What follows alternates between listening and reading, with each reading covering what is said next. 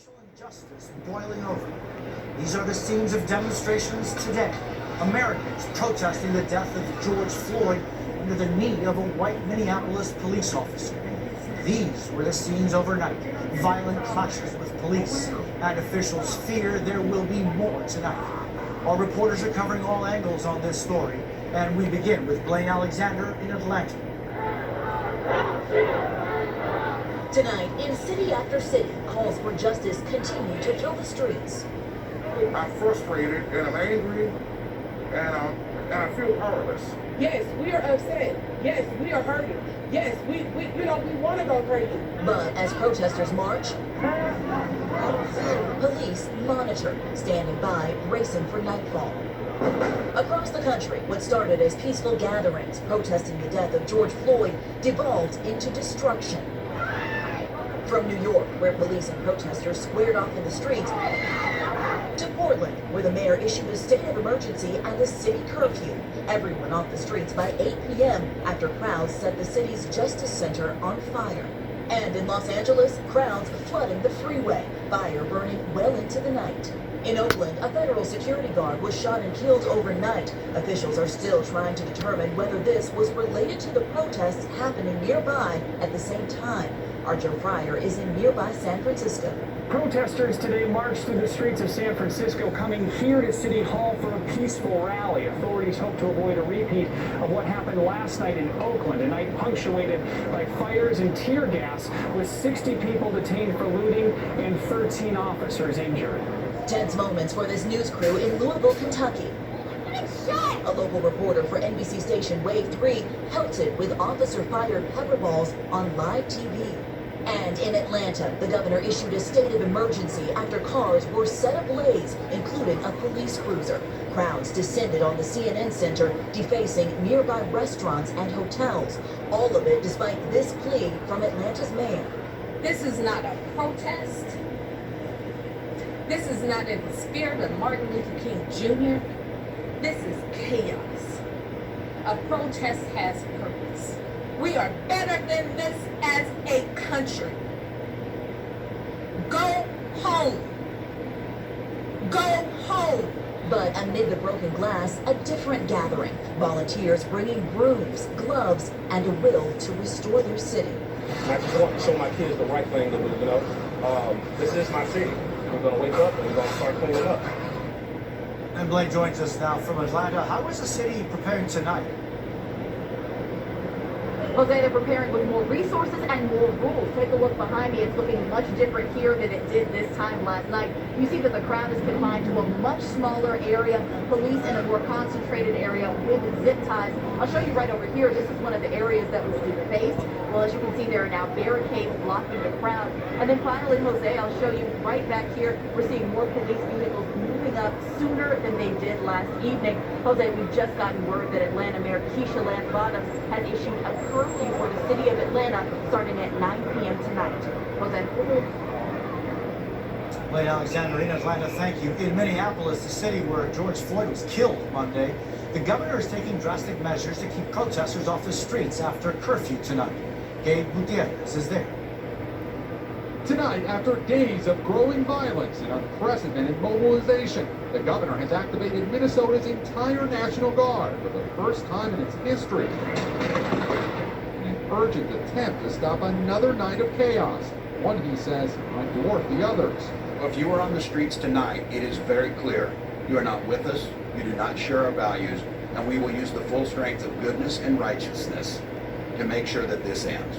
The governor also says he's spoken with the defense secretary about requesting military help. Local police are overwhelmed. We were confronted with tens of thousands of rioters. And yet, local authorities say there were only about 40 arrests in Minneapolis and St. Paul overnight, as protesters flatly ignored a newly imposed curfew. For hours, mayhem in Minneapolis. Rioters ruled the streets. It's clear the violence is spreading.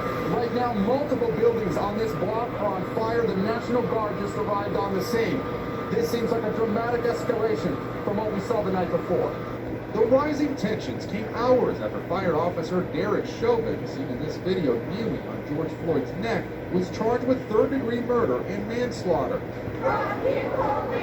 Protesters are now demanding the 3 other former officers involved in the case be arrested. Many of the demonstrations, including this huge rally today, have been peaceful. But now, they're being overshadowed. There needs to be real change. I understand the outrage, but the people that, for the good majority of the people that did this, aren't from this community. Today, the Ocampo family returned to the Mexican restaurant they've run for 16 years. It just opened at this new location weeks ago. Riots shatter more than glass. It was really heartbreaking to see, like, everything you worked for kind of just be thrown out the window. But we understand why. Like, we understand the pain behind everything, and it's just a hard time for everyone. This family and so many others are bracing for another long night. It's crazy. It's just, I think there's just going to be a point where everything is just going to be ruined. There has to be change. Jose, the governor says thousands more National Guard members will be on hand, but it's unclear whether that'll be enough. Right over there is the 5th police precinct that was attacked last night.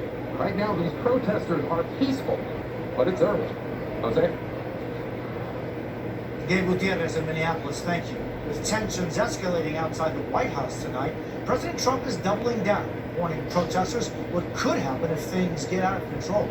Kelly O'Donnell with us. Tonight, the White House itself is again a target for protests. Demonstrators on famed Pennsylvania Avenue climbed the top-secret service vehicles. The president himself predicted more clashes would come, but he added this twist on Twitter, what could be seen as a troubling invitation. Tonight, I understand, is MAGA night at the White House. But Mr. Trump claimed he was not toying with racial tensions. I have no idea if they're going to be here, but MAGA is Make America Great Again. By the way, they love African American people. They love black people. MAGA loves black people. The president again stoked tensions when he tweeted that if protesters had breached the fence, they would have been greeted with the most vicious dogs and most ominous weapons.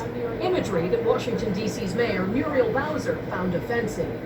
To make a reference to vicious dogs is no subtle reminder to African Americans of segregationists who let dogs out on women, children. Speaking tonight in Florida, the president said he would stand with George Floyd's family and peaceful protesters. In America, justice is never achieved at the hands of an angry mob. I will not allow angry mobs to dominate. Won't happen. And Kelly, the president talked about sending in military help. Where does that stand? Well, officials say there were several units of U.S. military police, not National Guard, on alert, able to travel in just 4 hours. But that would require the rare request from the governor of Minnesota or any governor to get that help. The president says he is prepared to offer that military reinforcement. Jose? Kelly O'Donnell at the White House, thank you. As demonstrations across the country grow increasingly violent, there is disturbing new information tonight that some aren't there for justice, but have other motives in mind. It's Kathy Park. Tonight, growing questions about who may be under those masks, sparking the violent wave of protests in Minneapolis and across the country. I think our best estimate right now that I heard is about 20% is what we think are Minnesotans, and about 80% are outside. Officials condemning the agitators. Attorney General Barr alleging outsiders and extremists are fueling the destruction.